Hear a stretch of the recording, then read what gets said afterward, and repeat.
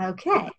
Good morning, everyone. Welcome to the defense dissertation for Jill Marie McClure. My name is Dr. Imani Akeem. I'm Dr. Patricia Krumnow. And I'm Jill McClurg. So we will listen to the defense from Jill, and after the defense, we will start our committee questions. Go ahead, Jill. Okay. I will be defending my dissertation concerning the flipped classroom. So this is the outline for the presentation. I'll start with the problem, key points from the literature review, 3 questions that I had while I was working, a possible solution, the study, the purpose and the background, the theoretical framework, the research methodology, preliminary research, research questions, hypotheses and analysis, limitations of the study, conclusions, the significance of the study, implications for leadership, and recommendations for further study. And then after the references, then we'll be able to do the questions. So the problem is that there's a lack of research conducted comparing the flipped classroom approach to traditional models in the secondary mathematics classroom. So while researching trends in education, I found that despite increased access to technology, most math teachers are still relying heavily on traditional passive learning methods of lecture and notes. In fact, all of the teachers in my building were, and all of the teachers in the middle school were also. Passive learning strategies aren't effective with this generation's digital learners. And as a result, homework assignments are not completed, and students complain that they can't do them because they don't understand. This lack of understanding and practice has been linked to poor achievement in the classroom. The active learning strategies in student-centered classrooms are reported to be more effective in engaging students, and the flipped classroom approach is popular and heavily researched at the university level. However, little evidence-based research exists in average to lower level ability mathematics classrooms at the K through 12 level. So the key points from my literature review. In my literature review, these topics were key to determining my research focus. Federal policies requiring improved achievement and more rigorous standards for all students came about from articles like A Nation at Risk. The No Child Left Behind Act and its successor, the Every Student Succeeds Act, are results of the lackluster achievement on standardized tests in the US. Because digital learners have grown up steeped in technology and instant gratification, they're not engaged by the conventional methods that we use in the classroom. The apathy that's plagued classrooms with this generation is symptomatic of disengagement. Academic achievement is linked to engagement in the classroom, so this is not good. Active learning strategies are widely accepted as effective strategies for engaged learning.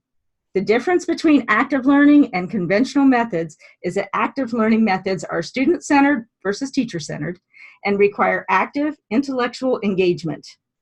The flipped learning approach has been used and researched extensively at the university level, but less at the K through 12 level. It utilizes technology to introduce the lesson outside the classroom, and inside the classroom, the teacher facilitates activities and discussions with which students can understand the authentic application of the content. As a product of conventional classroom methods, I tried to picture the ideal 21st century classroom, and I kept coming back to these 3 questions. So what is active learning? What is a student-centered classroom? Where does the technology fit in? Active learning strategies are student-centered, learner-directed, and intellectually engaged with the content, and students are actively participating. In a student-centered classroom, the teacher facilitates activities that allow the student to obtain the content using individually differentiated and collaboratively constructed methodologies. In my district, using technology to improve achievement has been mandated. Technology-enhanced learning, or TEL, is used effectively throughout the country to engage students. So during my research, I discovered one strategy that met all of the criteria, which was the flipped classroom. And this one is student-centered, active learning, And the classroom component, the notes in the lecture, the passive learning part, are assigned for homework so that guided instruction, collaboration, and deeper discourse can take place with the teacher as facilitator. Essentially, in a flipped classroom, the teacher is present when the questions arise, unlike the traditional classroom where students aren't applying the content until they're outside the classroom, at home, and away from any assistance. This is a visual that explains the general routine. Using videos or guided notes, students take 10 to 15 minutes to front load the material before going to class. During class time, students practice skills and application with teacher-facilitated activities and discourse. Students can check their understanding with short online quizzes and extend learning through collaborative applications that may be done inside or outside of class. The comprehension check and the extension of learning may take place outside of class, but it is revisited in class as needed. So the purpose of this study is to identify the effect of the flipped classroom approach on academic achievement as measured by end-of-course exams, compared to traditional methods, specifically in the high school mathematics classroom.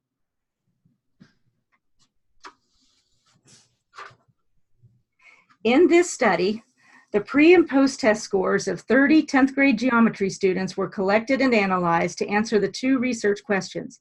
Half of the students were members of a conventional class and half were members of a flipped classroom. The two intact classes were located in a mid-sized rural Midwestern high school serving 1,400 students.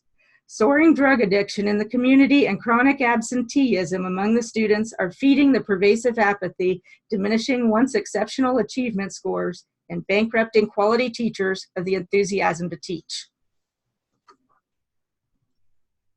While building the theoretical framework for the study, I relied on transformational leadership theory, discovery learning theory, and connectivism theory. In education, the responsibility of a transformational leader is to make available the tools or skills required to meet the needs of the staff and/or the students. In a flipped classroom, the instructor creates active learning opportunities for students to construct knowledge using self-guided exploration, discovery, and problem solving. The transformational leadership role is a natural fit for a shift from teacher-centered to student-centered classrooms. The discovery learning theory is an offshoot of constructivist theory, and it's paramount to instilling intrinsic motivation. As students in high school are not mature enough in their problem-solving skills to rely on pure discovery learning theory, a scaffolded form is used to teach students to explore in smaller steps and then relate the learned concepts to different or more challenging problems. Connectivism theory is the branch of constructive theory that embraces technology. The flipped classroom strategy relies heavily on technology to be successful. The Chromebooks are used to facilitate collaboration, complete practical applications, and explore the instructional videos.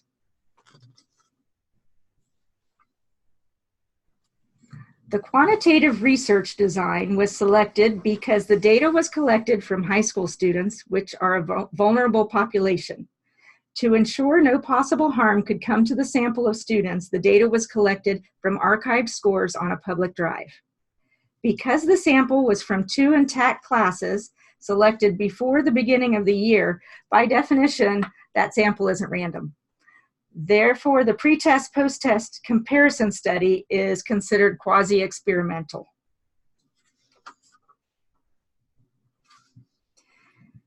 To safeguard the integrity of the research before analyzing the pre- and post-test scores, it was important to me to check the baseline scores and compare the pre-tests of the two classes. So I used an independent t-test to analyze the pre-test scores of each class, and looking at the box and whisker plot, you can see that there is ample evidence to support the claim that the two classes started on the same level. With the exception of one outlier that pulled the mean upwards 17/100ths in the flipped classroom, the two classes scored very similarly.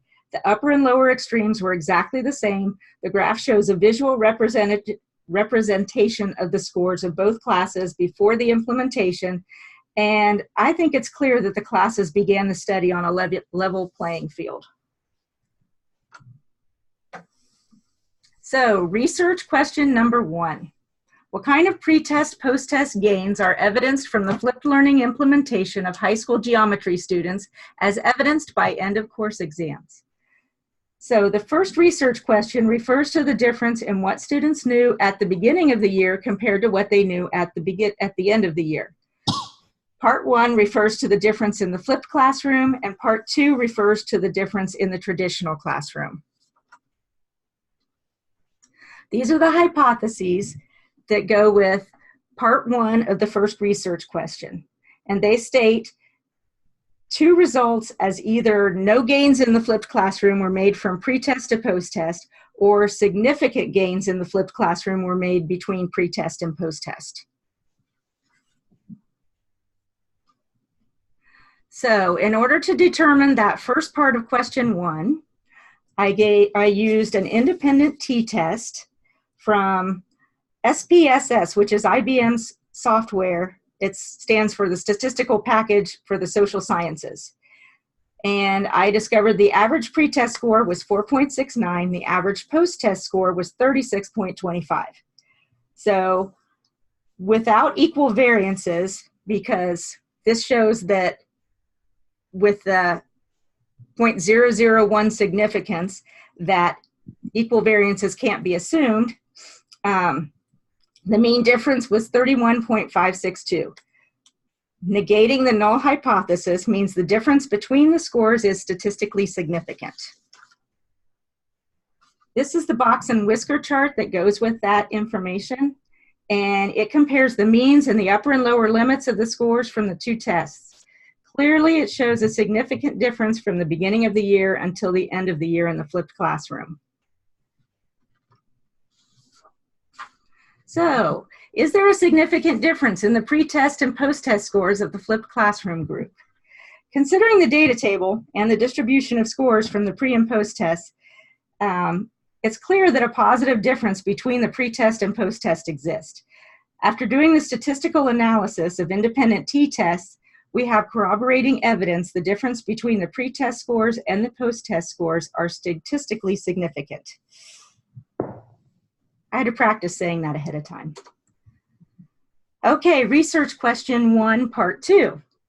And this one is the same thing as part 1, except it refers to the difference in what students knew at the beginning of the year in the traditional classroom compared to what they knew at the end of the year in the traditional classroom. And the hypotheses for the second part refer to the 2 results as either no gains in the traditional classroom were made from pre-test to post-test, or significant gains were made between the pre-test and post-test. When analyzing the difference between the pre-test and post-test in the traditional class, the average pre-test score was 3.92, while the average post-test score was 23.71. And without equal variances, the mean difference was 19.79 with a p-value of 1/1000. So even though the difference, that p-value was 0.02. Even though the difference in the traditional class wasn't as dramatic as the flipped classroom, the null hypothesis was rejected and the difference between the scores is still considered statistically significant. This is the box and whisker plot for the last data table. And the means and upper and lower limits of the pre and post test scores show less variation, but a clear difference. So is there a significant difference in the pre-test and post-test scores of the traditional classroom group? The answer to both of these questions for traditional and the flipped classroom is that between the pre-test and the post-test, they made significant progress in the groups. It shows that the flipped classroom made a lot of progress, but the traditional classroom still made progress. Research question number 2. How does the flipped learning implementation, which is variable A, impact the assessment performance as evidenced by end of course exams, variable B, of high school geometry students? So the second research question refers to the difference in what students in the flipped classroom knew at the end of the year and what students in the traditional classroom knew at the end of the year. And this is why the baseline scores were so important. So the hypothesis for this question state the two possible results from the data analysis from the second research question. Either a statistically significant difference in achievement will be shown by the flipped classroom group, or no statistically significant difference will be shown by the flipped classroom group. So when I compared the post-test scores from the flipped classroom and the traditional classroom, I ended up with a p-value of 0.253. compared to a significance level of 0.05, which means that the data shows there's no significant difference and the null hypothesis must be accepted. Looking at the box and whisker plot, the overall average is lower in the traditional classroom, as are the upper limits. The lower limits, however, are lower in the flipped classroom than the traditional classroom. And this has caused some ambiguity. So is there a significant difference in the post-test scores of the traditional classroom group and the post-test scores of the flipped classroom group? Looking at the data table and the distribution of scores from the post-tests of the traditional classroom and the flipped classroom, it appears a positive difference towards the flipped classroom exists, with the means differing by a margin of 12.1786. However, after conducting the statistical analysis with an independent t-test, the difference between the post-test scores was not statistically significant, and the evidence does not support the effectiveness of the flipped classroom implementation. There were some limitations to this study. First, because of unforeseen circumstances, such as assemblies and fire drills and other activities that occurred always during the flipped classroom course period, but not the traditional class course period, and because of internet outages that disrupted the flipped classroom activities, but not the lecture and notes in the traditional classroom, the flipped classroom was more than a chapter behind for testing. Second, the attitudes of two students were very poor on the day of testing due to outside issues. Both students scored lower than they did on the pretest. Third, the qualitative issues affected the quantitative measures so dramatically because of the small sample size. A larger sample size would have mitigated the effect of the qualitative issues and allowed evidence to be generalized across the population. Finally, although all of the students had their own Chromebooks and access to the internet at school, not all of the students had internet capability at home. Any technology-enhanced program is going to be limited by insufficient internet service. So in conclusion, digital learners require active learning, student-centered strategies to engage their attention in the classroom. Because digital learners learn best when their needs for instant feedback are met, technology-enhanced learning is critical to a successful learning experience. Although not statistically significant, students did show improved achievement over conventional methods in the flipped classroom. Unanticipated attrition reduced the sample size by 25%, making the impact of the qualitative issues much greater and drastically affecting the quantitative measurements.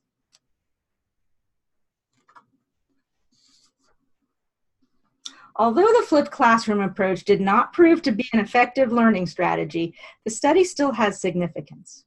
This research has added to the body of knowledge concerning active learning methods with average and lower ability students. While colleges have been transitioning to blended learning for decades, and many studies on the flipped classroom at the university level have been completed, research on K-12 classrooms is in its infancy, and there is a lack of research completed with average and lower achieving students. In the face of lackluster academic achievement over the past 20 years, flipped learning may be the answer to the transition to technology-enhanced learning in high school mathematics.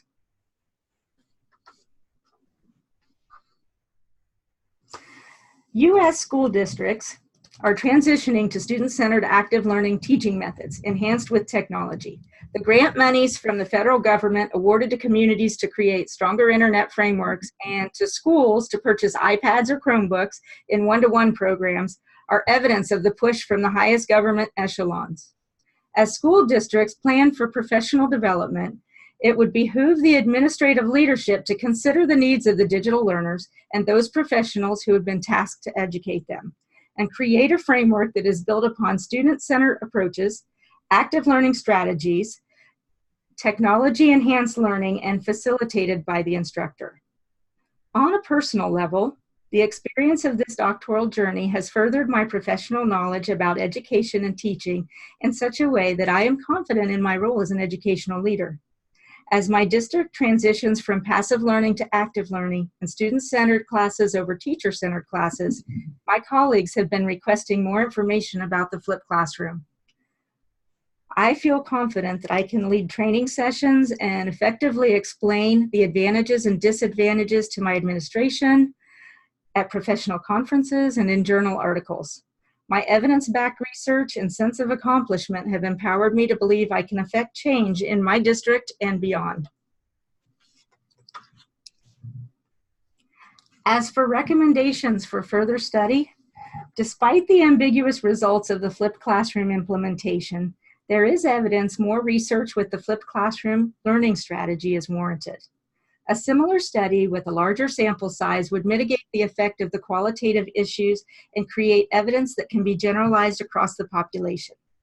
Furthermore, as the qualitative issues impacted the quantitative measures of the study, and since qualitative issues play a very large role in education, it suggested a qualitative component be included in future research.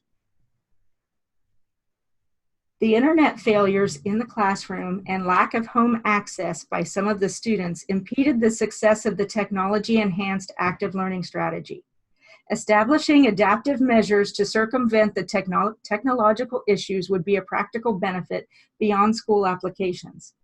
Lastly, many students were able to demonstrate understanding during the application phase, but then they were unable to repeat that demonstration later for the test. Adding research in concept retention would benefit classrooms in all disciplines. These are the references that I pulled for my presentation.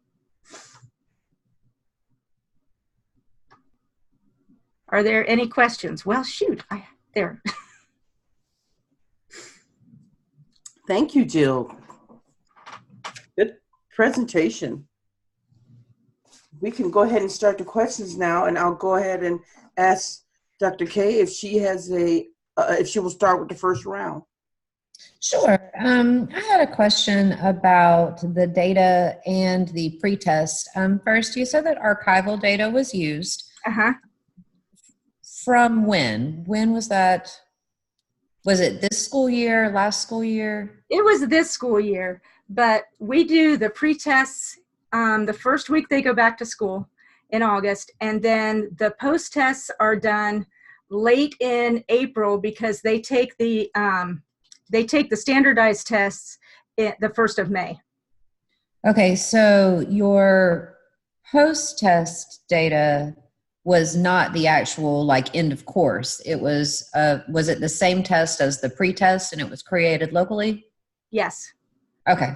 It was created by the entire math department so that we were giving common assessments to all of the geometry students in the building and all of the algebra students in the building, etc.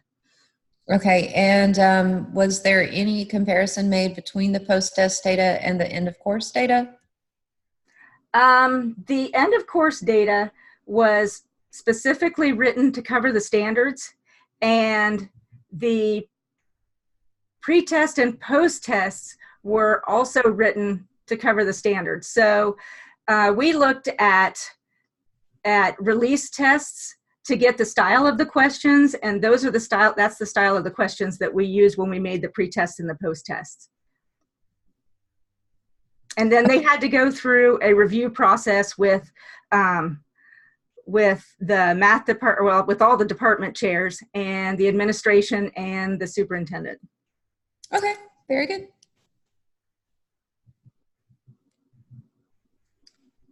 Hi, Jill. This is Dr. Keene. I'd like to build off of because I'm not clear about the comparison. I like that question that Dr. Camille asked you. So back to that question, the comparison of the pre-test and the post-test data. Uh-huh. Did you compare this data, and did you include it in your study, or do you talk about it anywhere in the study? Yes, that was part of my, okay, so my first research question was what difference or what progress did each class make within the class? So what was the difference between pre-test and post-test for the flipped classroom? What was the difference between pre-test and post-test for the traditional classroom? And so I ran separate independent samples t-tests for those two questions. And so I could see like what progress each class made on its own.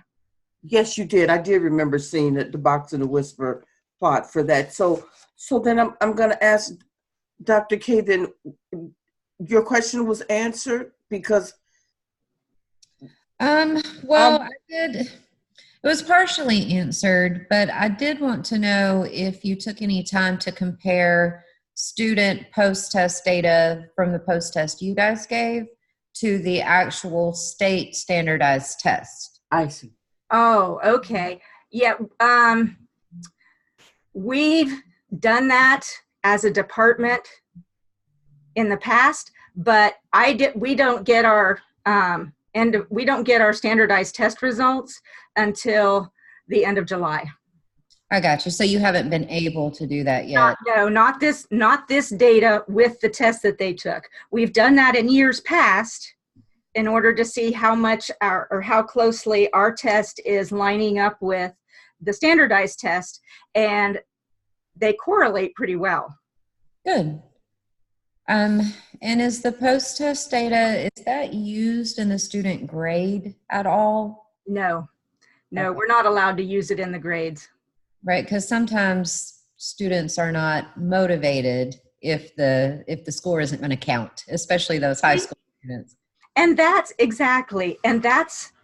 why I was so disappointed about the two students that didn't do it.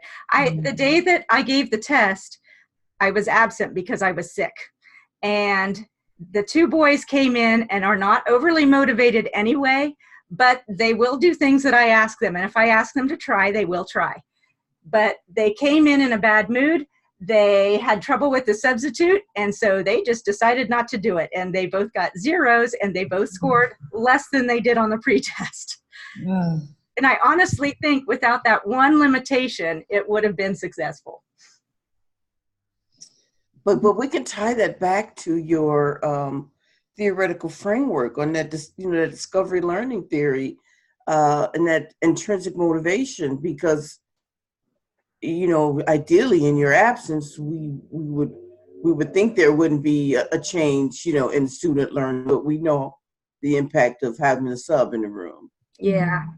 And I honestly, I thought about different ways to get around that. There was one question on validity, and I thought about having them retake the test, but then I thought that might risk invalidating the other scores because it would have been the second time they'd seen it recently. And so I didn't want to do that. And then I thought about throwing the scores out, but my sample size was already small. Yes. And I had set forth criteria at the beginning of the study for dismissing students from the study, and they didn't meet the criteria. So I just decided to go ahead and follow through with it, whatever might happen. And that's what we have to do with research. So, I mean, you're right. You can follow up on this. You can, have a larger sample. You won't have any, you may not have any, restrictions, the next time. And, right. And we want the truth, on your research. So yeah. I understand and I appreciate that. And I appreciate that.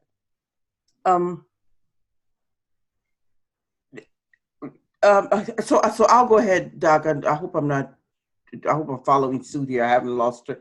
But how do you think okay, we talked about the discovery learning theory and that it, and how you included that in your framework. Was that due to the at-risk, Yes. not a favorite word of The mine? lower ability?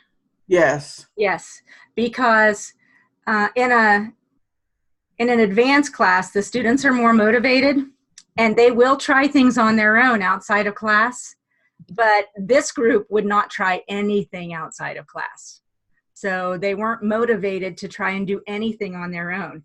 But when they were in class trying these different things, then they had my assistance, so they could ask me a question, and a lot of them would run with it. You know, they might have one little question that got them over the hump, and then they'd go for it.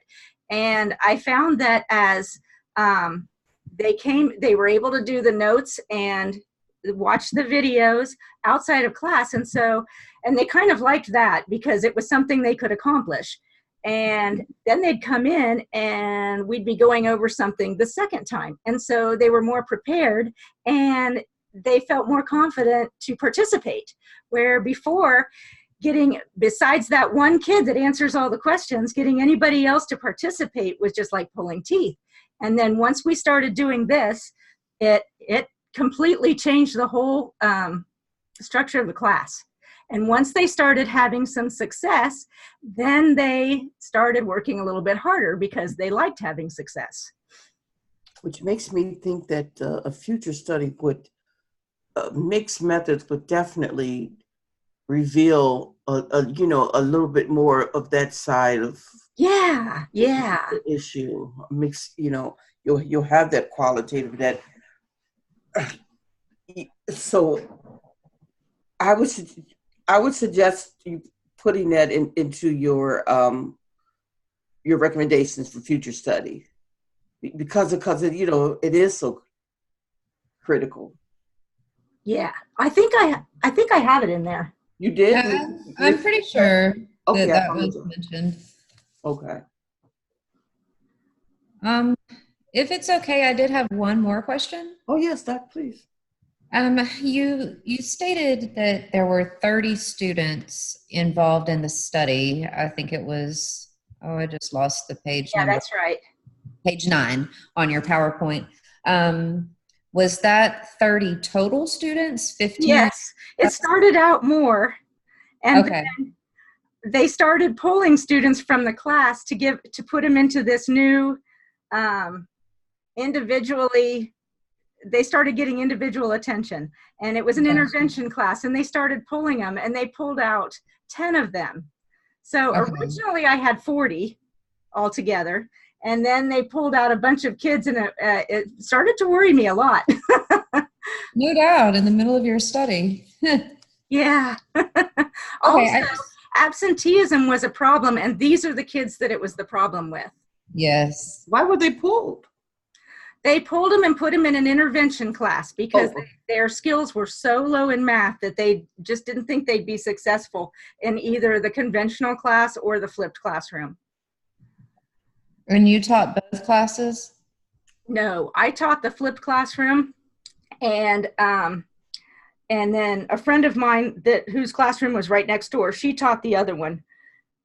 I think I remember reading that when I went through your paper. Yeah, we kind of shared everything. We team taught for the last 20 years. We've team taught, so we cover things the same way. We share the notes, we share the assessments. So it was probably just about as even as we could get it without as even as possible. That's right.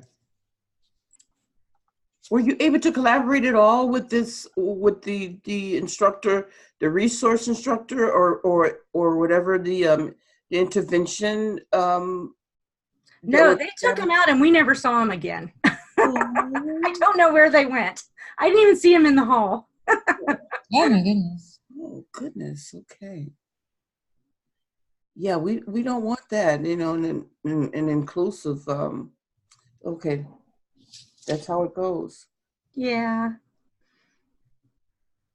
So, Jill, one of the things that I do as a chair is I always try to have candidates think about the end product that they could produce as a result of their study to take this on the road, or what do you see yourself pulling together for leaders to have a quick at a glance?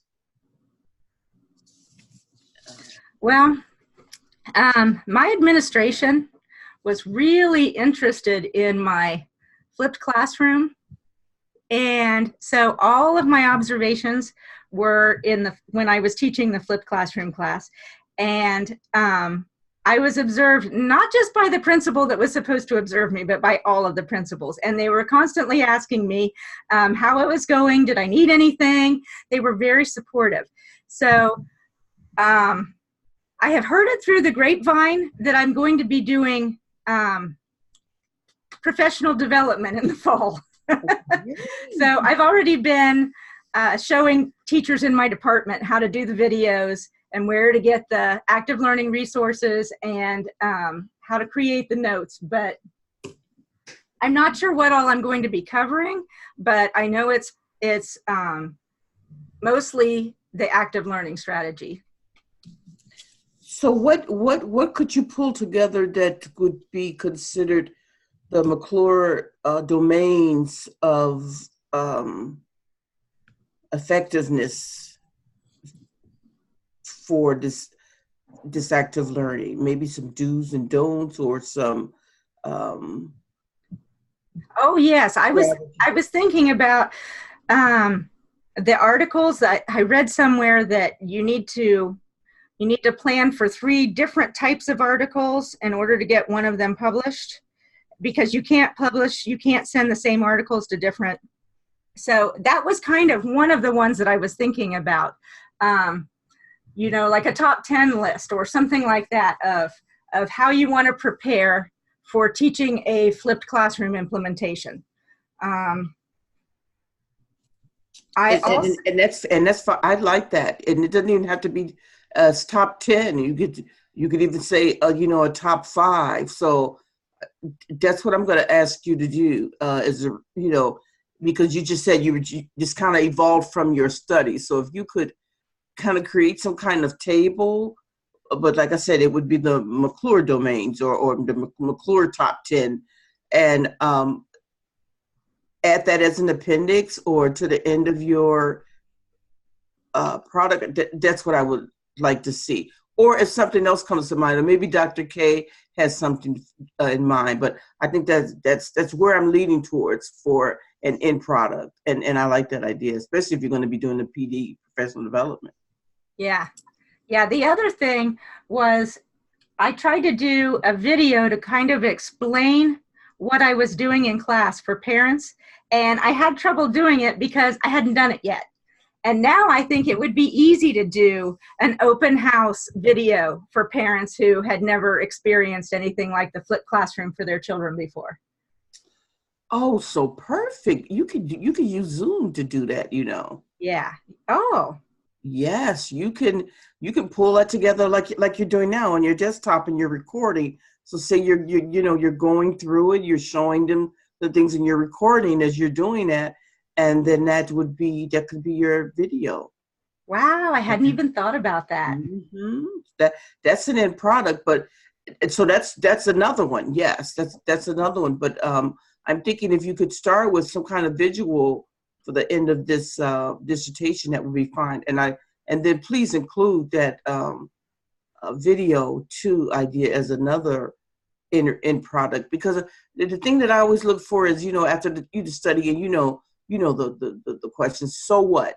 Now what? Yeah. And these are your so what. Here's my top 5 ideas, and here's, as a result of this, here's my video that I'm going to use now for my parents to welcome, and also you'll use that video for PD. So those 2 products are your so what. And if you create that video and if you insert the link into your the end of your presentation, that could be good too, because you own this now. So copyright. Oh. What do you think, Dr. K? I think that's an excellent idea. So why don't you pull something together for us, keep it simple, you know, because it's going to grow and evolve as you get out there and take it on the road and present at conferences or present at your school. I hope you don't limit this to your school. You can, you know, share this with No, I've got presenting at a conference and writing a journal article for an educational publication. Those are two things on my bucket list. Okay, great. And I'm pretty sure I never would have done them without this dissertation experience. Mm-hmm. Because I wouldn't have had the confidence or the know-how. Right, and these are the transferable skills that we want you to use and apply after you leave ACE. And that's why I encourage students when they're, you know, when they're asking, well, where did you find this? Come on, you are the researcher now. Go out there and find it, you know, and so that when you want to publish and you want to present, you know, you have the skills to do it yourself. So you're exactly in line with what we want you to take away from this experience. Well, good. Okay. So what else, Dr. K? You have any more questions to ask? I don't. I think all my questions have been answered. Okay. Well, Jill, thank you very much. I'm glad we didn't get disconnected. I see that we're still recording. Dr. K and I will end this session right now, and we will get together and discuss your presentation, and then I will call you later today and let you know what we talked about. Okay, that sounds wonderful. Okay, talk to you